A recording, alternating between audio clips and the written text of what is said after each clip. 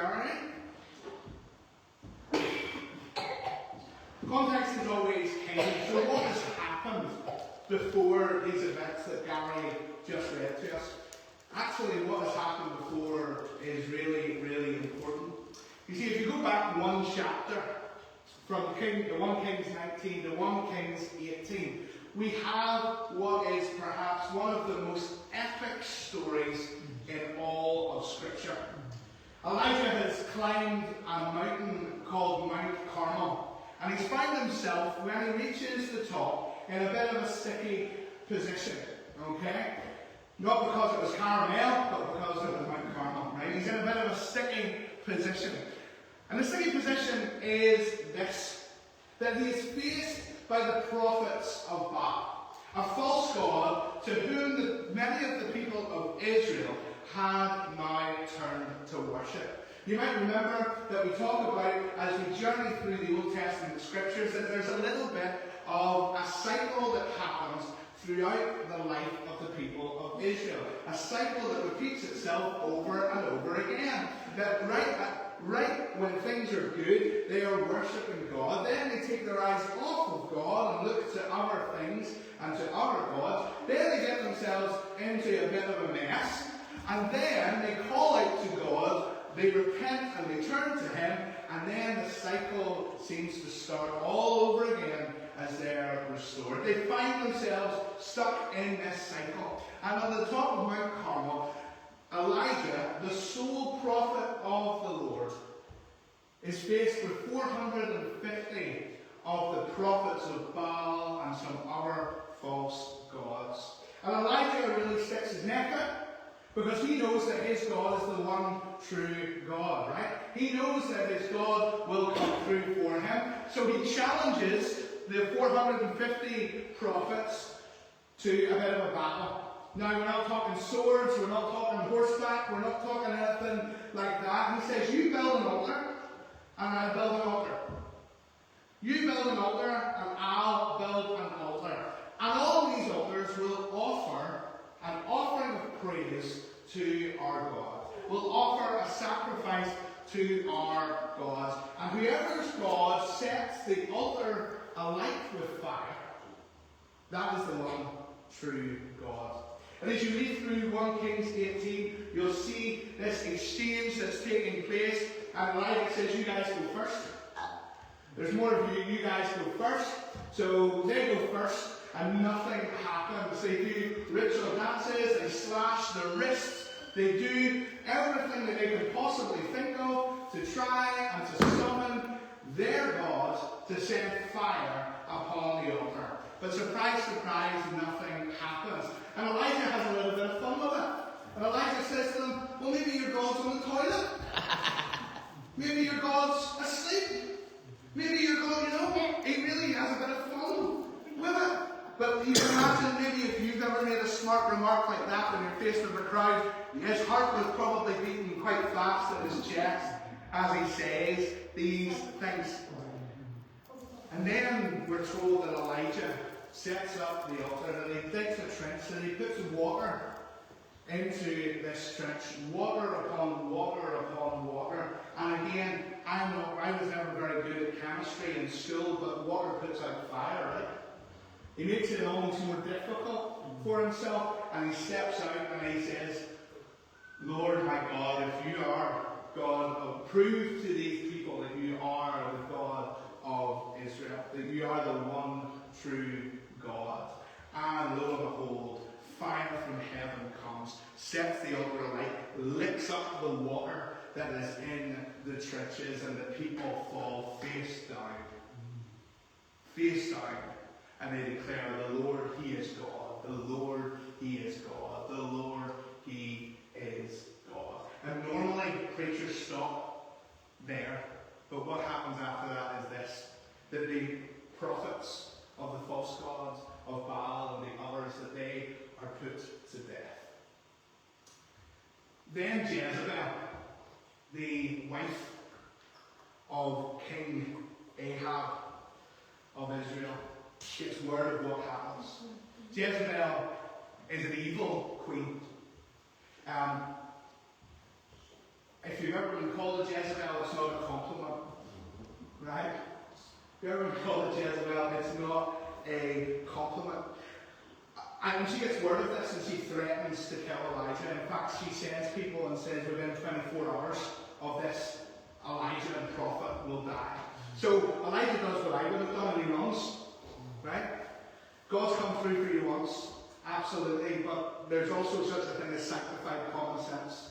Don't allow yourself to become an easy target. And Elijah runs and he retreats to a cave in Beersheba for fear of his life. And having been on the mountaintop, having seen God at work, having experienced the goodness of God and God coming through for him, Elijah falls into a pit of despair. Elijah has what one commentator calls a pity party. He's in the cave, God has come through, he's done great things, he's stuck his neck out, and now he finds himself running for his life. And he's in this cave. And Elijah cries out. Direct quote from the scriptures, by the way. I've had enough, Lord. Take my life. I am no better than my ancestors. He's not in a good way. Right? He's not in a good way. And the scriptures say that he lies down and he falls asleep. And as he sleeps, he's touched by an angel who tells him to get up and eat. And as he gets up, he finds, as if by magic, behind him some baked bread prepared over hot coals. God prepared a feast for him in the cave, and a jar of water. And then he eats it and drinks it and goes back to sleep. See, when you're having a pity party, the scriptures give us permission to have a nap. Right? When we're feeling down in our luck, when we feel that all is lost, it's okay to have a nap. It's okay to have a nap and have a little bit of food, because such a thing as being hungry is real, right? Where you're hungry and angry at the same time, but you're only angry because you're hungry. Right? You're hungry. Elijah just feels like his world's caving in. He's had this mountaintop experience and he's come down to earth with a bang and he goes, what's it all about? What's it all for? So God tells him, have that. Have something to eat. And after he eats and he drinks and goes back to sleep again. Then the second time he's awoken by the angel who tells him to eat and to drink again, and he does that. And then he begins a journey of 40 days and 40 nights to Horeb, the mountain of God. And it is in this place that our reading takes place today, that Gary has read for us. There's a number of different beautiful lessons that are tucked away in all of this. The first one is that God's grace meets us in our weariness, not just in our victory. I have never been, and I know we joked about it earlier, but I have never been so glad to see the back of January in my whole life. I've never been so glad that it's finally February. Right? Do you know that it's not going to be pitch black anymore whenever you go home from work? It's going to be good, isn't it? It's going to be great. There's a beautiful lesson as we jump into the mini-series that we're going to do over the next couple of weeks on Elijah and Elisha. And it's that God doesn't drive exhausted people to work harder as a slave driver does.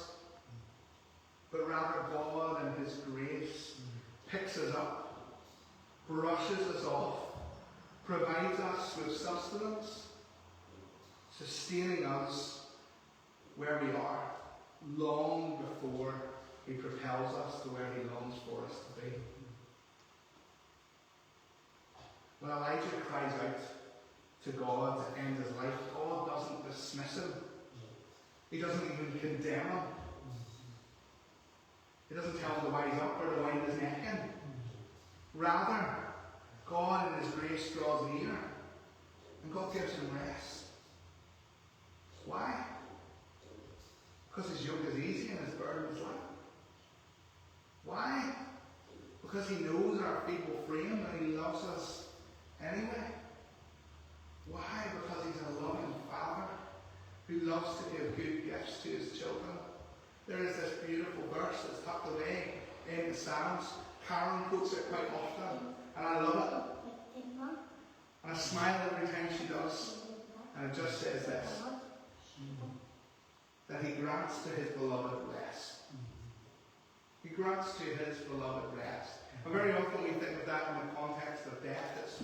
It's actually not to do with that. But God grants to us, his beloved, rest when we need it the most. And it's so often in that place of weariness, when we find ourselves at the end of our ropes, that God draws near and prepares us quietly, often slowly, for what is next, for the next season, for the next opportunity. And it is only when God has refreshed and restored Elijah that he gives him his next assignment. And I know that Gary's already read it, but there's a lot in it, so we're going to read it together again. Words are up here, as you can see. It says that the Lord said to him, this is Elijah, go back the way you came and go to the desert of Damascus. When you get there, anoint Hazael king over Aram.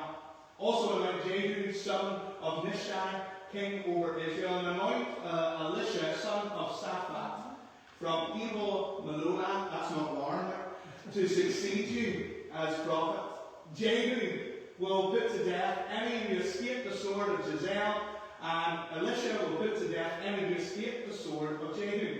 Yet I reserve 7,000 in Israel, all whose knees have not bowed down to Baal, and whose mouths have not kissed him. So Elijah went from there and found Elisha, son of Shaphat.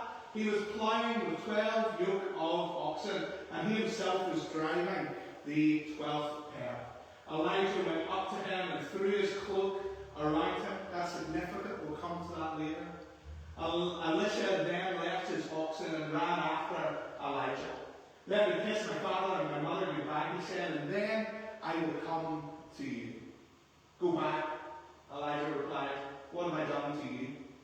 So Elisha left him and went back. He took his yoke of oxen and slaughtered them. He burned the ploughing equipment to cook the meat and gave it to the people, and they ate. Then he set out to follow Elijah and become his servant. So what is this new assignment that God gives to Elijah after lifting him from this pit of despair and making him walk 40 days and 40 nights to Horeb, the mountain of God? What is this new assignment that he gives to him? The new assignment is to raise up his successor. His new assignment is to raise up his successor, to raise up the next prophet of Israel. Maybe you're sitting there and you're thinking, well, what has this got to do with us? What has this got to do with me? I'm not a prophet. I'm not somebody who stands up front and proclaims things about God and for God. What is this going to do with me? See, what Elijah's assignment has to do with you and I is this. It shows us that the kingdom of God, the ministry of the church, following after Christ, that it's bigger than any one person. It's bigger than any one person. And it's really important that whenever we recognize that Elijah has been assigned to raise up his successor, that it doesn't mean that Elijah's done. That it doesn't mean that he's done with, that he's cast aside or anything like that. The reality is that Elijah is still called.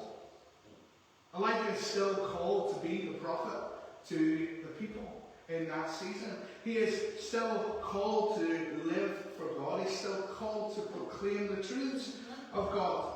But what God is doing is God is multiplying influence. He's multiplying influence, and he's preparing the next generation to take up the mantle and run with it long after Elijah is gone. It's important that we recognize, it's important that I recognize that God's purposes are not fragile. God's purposes are not fragile. Do you ever know, have you ever known, or do you know someone, and if you could describe them in a few words, one of those words would be, they're a little bit fragile.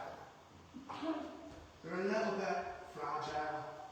You maybe walk on eggshells, you maybe don't want to say the wrong things, you don't want to do the wrong things, maybe you feel that you can't quite be yourself around them because you're terrified that they'll take something that you said and they'll twist it, or they'll just, even worse than that, you'll say something and they'll burst into tears.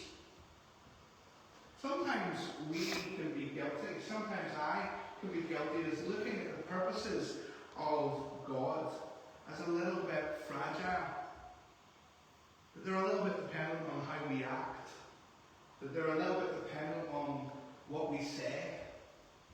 That they're a little bit, we almost walk on eggshells around it because we don't want to do it wrong. God's purposes have stood and will stand the test of time. Throughout history, the purpose of God has been the same, to draw broken humanity back to himself. Right? And I want you to know, because I needed to be reminded, and I believe that the Lord longs to remind us as his people, that whilst we have our part to play in that, it doesn't depend on us. Once we have our part to play, and this is not an opportunity for us to abdicate our responsibility or to leave it to somebody else to do. Once we have our part to play, God's purposes are not dependent on us. But rather he invites us into his mission.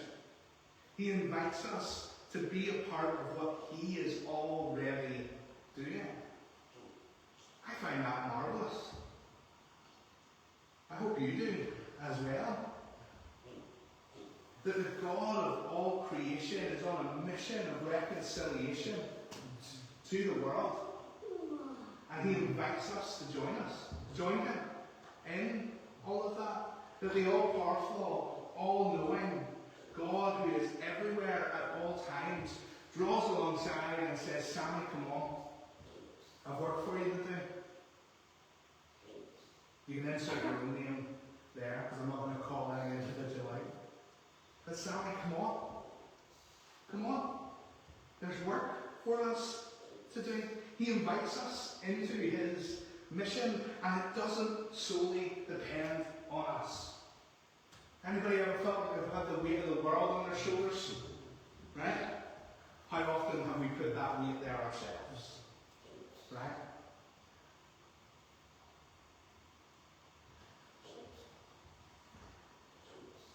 So Elijah goes, he's obedient, and he finds Elisha. Where does he find him? Does he find him in the temple? No. Does he find him at the up-and-coming prophet school? He doesn't find him there. Does he find him leading a revival service in the middle of the streets? No. He finds him in the field. He finds him plying in the field. Elijah finds Elisha doing his everyday work, doing that which he did for a living. He's ploughing oxen, and actually he's very involved in the ploughing of the oxen, because if we notice in the reading that there's that he is driving the 12th pair of the oxen, so he's very hands-on. He's one of these boys who roll up their sleeves. He doesn't walk about with a clipboard and tell everybody else what to do. Right? He's rolled up his sleeves and he's gone at it. And there's a few lessons for us here as well. Firstly, God meets us in our everyday, ordinary lives. Does God meet us here as we gather together as his people to worship him? Absolutely he does. Absolutely he does. But the reality is that this is only an hour or an hour and a half on a Sunday morning. There's many more hours in the week, right? Many more hours in the week. And just as God meets us in this place, God also meets us and should more regularly meet us in normal life. When we're at work, when we're at the shops, when we're in our homes, wherever our week finds us, God meets us. God meets people in normal, everyday life. And what we see here also is a great pattern of the scriptures playing out as well. That obedience in the small things prepares us for greater things. You see, you'll never once see in the scriptures that it says that we are called to be fruitful. But multiple times throughout the scriptures, it tells us that we're called to be faithful. And faithfulness does lead to fruitfulness. But if fruitfulness is the aim, we miss the mark. See, faith, we are called to be faithful. We're called to be available. And when we're faithful in the small and we make ourselves available to the purposes of God, He propels us and He sends us to go about His work. And what we see in the story of Elisha is a man who has been faithful in the small. He shows up. He does his everyday job. He probably grumbles a little bit, like we all do from time to time. Any grumblers in the room? Yeah. And if you didn't put your hand up, you're a liar. And the Lord forgive you. Right? Sometimes we can all be a little bit guilty of it, can't we? But he was faithful in what he had to do. And he makes himself, as Elijah comes, he makes himself available. He says, let me go back to say bye to my mom and dad. Nothing wrong with that, by the way. Nothing wrong with that. Let me go back to my mom and dad, say goodbye, and never come. And then he does something remarkable. He burns his livelihood. He burns his livelihood. I do not recommend to a friend, whatever your livelihood is, don't burn it to the ground.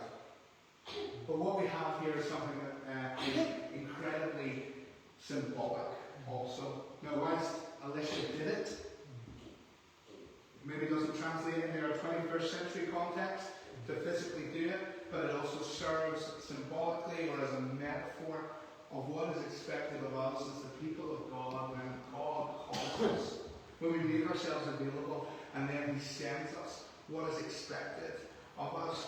You see, Elijah came and put his cloak over Elisha, and that's really significant. It's really significant, particularly in Jewish tradition. For whenever Elijah came and placed the cloak on Elisha, he said without words, I anoint you to succeed me. Okay? Somebody came and put a cloak over me, I'd be like, get off. Right? You would, in our 21st century context. But understanding it through a Jewish lens, understanding it through the culture of the day is really important.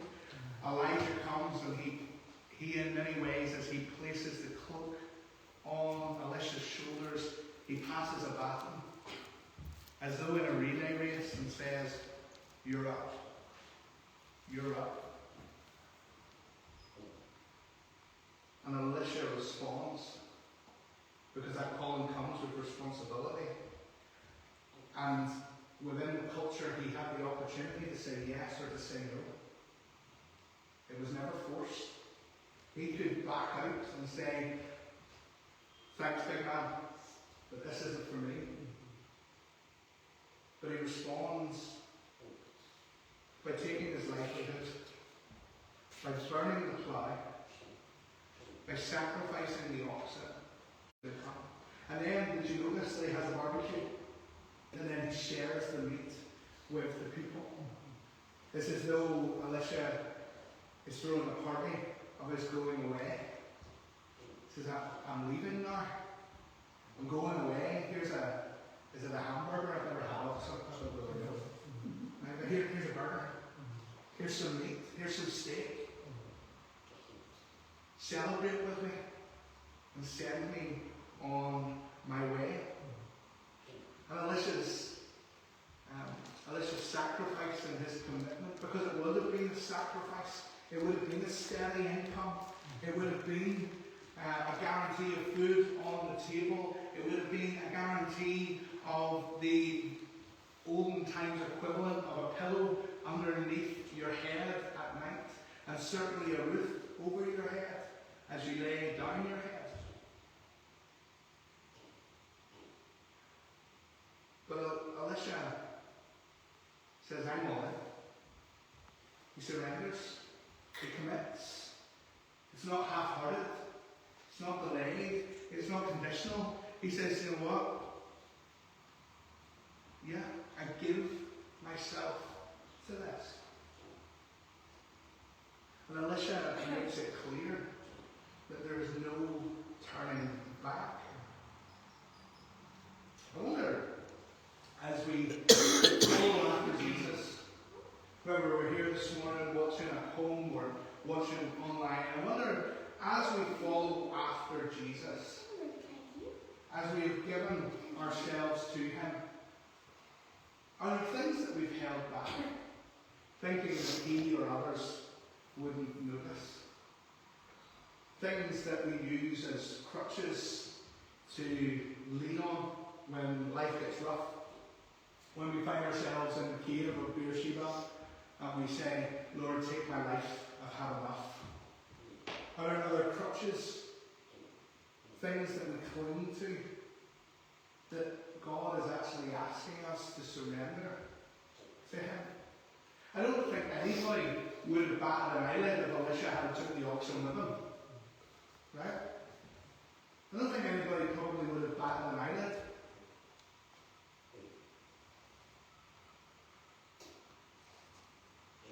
Yet, in an act of surrender, he says, I don't need a backup plan. In an act of commitment, he says, I'm all in here.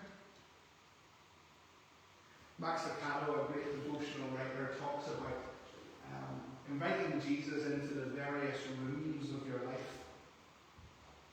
And if you've ever had a guest over, we have a room in the house that nobody's allowed in at various times, depending on which room is the messiest. Right? Right now it's the playroom, which looks like a bomb site, quite frankly.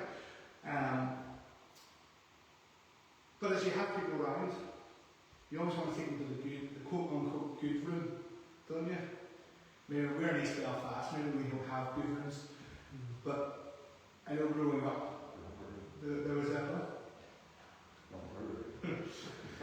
I know growing up that there was a room in our house that we always took people to. We took the people to the dining room at the back and to the conservatory. I know, we're very middle class, right? To the conservatory. We always took people through the front door at our old house in Regent's Park in Larne. Yes, there were nice houses in Larne. And we walked through the front door and we walked straight through the kitchen and we turned to the left, and in there was the dining room. It was the good room. Right? And attached to the dining room was the conservatory out the back. Do you know where people didn't go? People didn't go to the storage cupboard because everything was bunged in. People didn't go to my bedroom because it was my bedroom when I was a child. But it was a messy room. Right? And very often, why am I saying this? Very often we, as the people of God, if we're not careful, can, instead of handing everything over to God, we can throw stuff into the messy room. The problem with throwing stuff back into the messy room is that we can go back and we can retrieve it. And we can find it again. Nobody probably would have batted an eyelid, as we said, if Elisha had taken the oxen with him, if he'd kept the plough equipment and he'd have made money as he went along the way. Probably nobody would have batted an eyelid, but in an act of surrender, in an act of commitment, in this recognition that he did not need a backup plan, that he did not need a crutch to fall back on, he burns the plough, he sacrifices the oxen, he has a party, and then he goes on his way.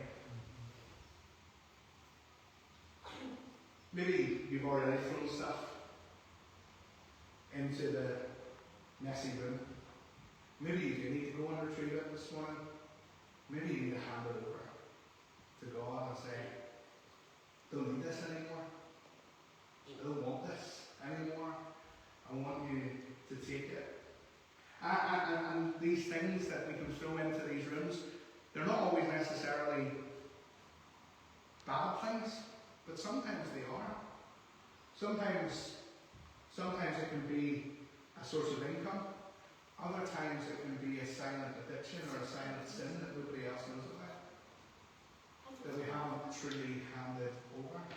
Whatever that thing is today, whatever your oxen and your plowshares are, God in His grace and God in His mercy says to us today, give them to me. Give them to me, because you don't need to carry them anymore. And then we move on. Because God calls the ordinary, and this calling requires a response. But God also moves in response to community. He moves in response to communal holiness. See, Elijah doesn't just receive the task, he is called to pass on the mantle. Did you know that God works through spiritual legacy? God works through spiritual legacy. Unless you've been living under a rock, you will have heard me say multiple times by now that we are in our 75th year as a church here in East Belfast. Very exciting. And as I was preparing this week and thinking about this idea and this reality of spiritual legacy, my mind went to people like Agnes Hutton, like Reverend Raymond and Phyllis Spence, like Bobby and Violet McAdams, like Joe and Ella Hamilton, Jimmy and Kathleen Campbell, John and Audrey McClellan, Charlie and Peggy Middleton, to people like Gladys Heenan and Belle Lamont and Eileen Cash and many, many others, the Reverend Cairns, Reverend and Mrs. Cairns, Cecil and Jean Greenley. So many who have paved the way for us before, passed on the spiritual legacy of what it looks like to follow after Jesus and to do so unashamedly. But as I reflected and as I've deliberately taken time over these past 7.5 years to hear stories, to learn about the legacy of these people and others like them, one thing that really stuck out was how much time they spent together, how their growth in the Lord happened together, how it happened in community, and how the calling that God had placed on each one of their lives to go and make disciples, that it was nurtured through others. That's why the scriptures tell us that iron sharpens iron, as one man, as iron sharpens iron, as one man sharpens another. Right? You know? That actually there is a lot to be said for community. And as Elijah puts his cloak on Elisha, he doesn't say, "You're it, see you later," but he draws alongside. And he journeys with, knowing that growth and holiness happens in community, and that the calling that God has placed on each one of our lives is nurtured through others. See, Elisha's surrender isn't about withdrawal from life, but it's about a deeper participation in God's work. It's about saying, Jesus, all for Jesus. All I am, have, and ever hope to be. All of my ambitions, my hopes, my plans, I surrender these into your hands. You see, Elisha, as we unpack this story next week a little bit more, Elisha wasn't just left to do it on his own, but a community formed around him. And together they grew, and together they fulfilled the purposes that God had for them. But that holiness in his life, that complete obedience, it was not about a separation from other people. It wasn't about a spiritual retreat, but it was about total devotion to God's purposes lived out with like-minded people.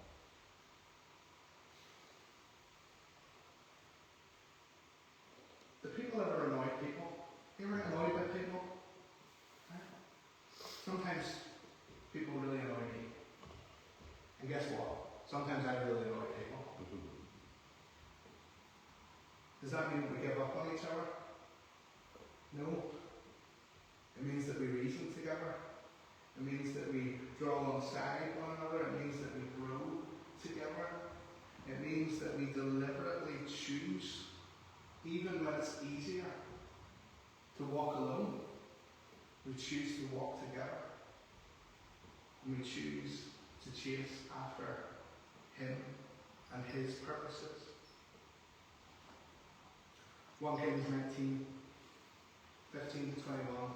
These verses that we've read today, they show us a God who meets us in weakness, who advances His mission beyond individuals, and who calls people in ordinary faithfulness and moves His kingdom forward through surrendered lives that are shared together.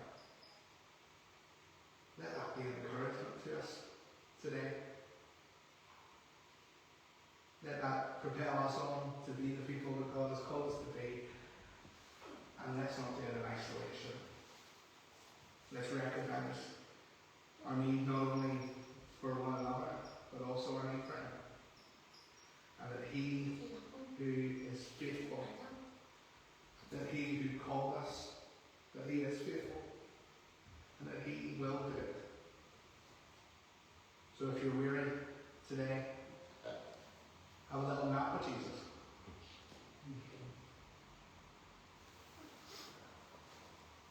If you long to be used today, make yourself available, and He'll say it. And if you want to go quickly, go on your own. But if you want to go a way that lasts, let's go together. For He is our guide, and He meets us in this place.